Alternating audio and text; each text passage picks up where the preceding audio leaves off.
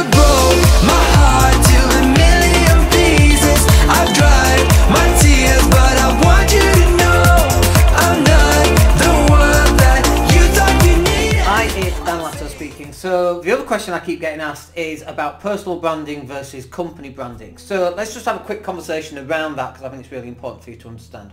So like in my business, I am the business, I am the brand, I am the face of it. So on one hand that's really good, and on the other hand it's really bad, because if we do a great service for our clients, then obviously I get praised, that's wonderful, but if we do a bad service for a client, then I get kind of not praised. So you've got to make sure that the product that you've got really works. But even if your company name is different than your personal name, do you still brand yourself? And I think the answer is yes.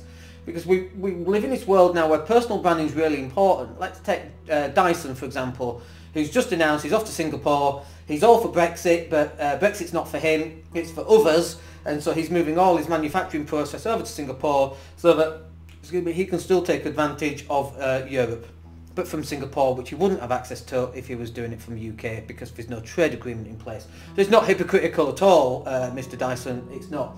But everybody knows James Dyson, James I think he's called, and it's because he's got his personal brand. Who's the boss of Virgin? It's Branson. Who's the boss of Amstrad? It's Lord Sugar.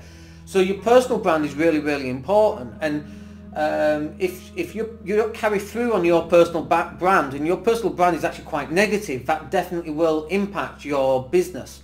So I think you need to be moving forward hand in hand.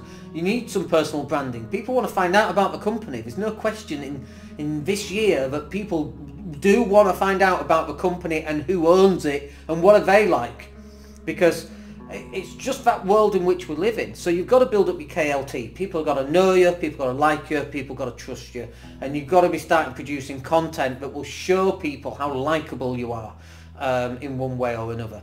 So yes, you should be pushing out your branding of your company, but you should also be doing some personal branding as well.